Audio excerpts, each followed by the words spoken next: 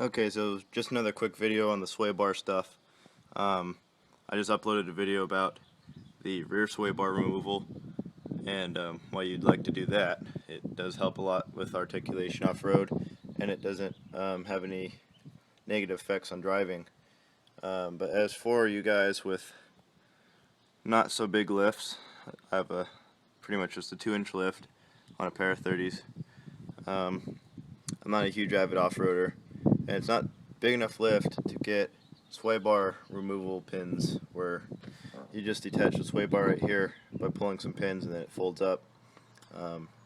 There's kits for that, but you pretty much need 3.5-inch lift or larger from what I've heard. And so if you're a little under 3.5 inches and you need some articulation for a rock crawling day or something, removing the front sway bar is the way to do that. And it's really simple. You just pull this nut off and slide the bolt out. On some vehicles this bolt is pressed in. On mine it just happens to slide right out. So you just make sure to get all that stuff out of the way.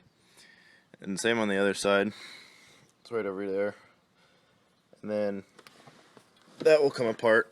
And then you come down here and there's 2 bolts here. I think these are 15 millimeter.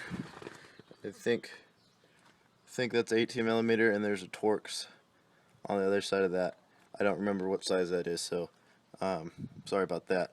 But that's 18 millimeter, a Torx, a larger Torx socket, and then 2 15 millimeters here, and then it's just the mirror image on the other side. And so those 2 come down, and that will come off.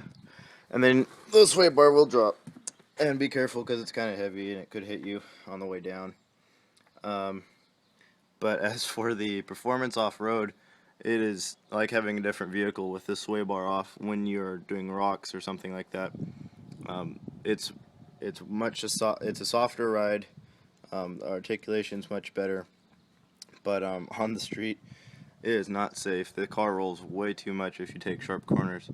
So it is important to keep on the car. Unless you're on the trail for the day.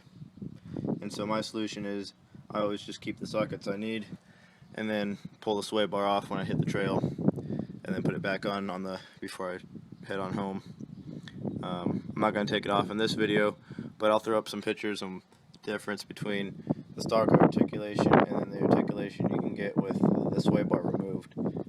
Keep in mind it is just a 2-inch lift, so it's not fully stock, but it'll give you a good estimate on what your Jeep might be able to do if you have a stock or just a small lift. As you can see, I have a spacer here, and in the back I have shackles, the extensions. But yeah, so let me throw up some pictures, and I hope that's something that helps you guys out when you guys decide to get on the trail and you just haven't upgraded to all the nice stuff. So if it does help, makes a stock Cherokee much more capable. And yeah, so like, subscribe, comment. This is my Jeep. Check out the channel if you want to see a little more. Thanks, guys.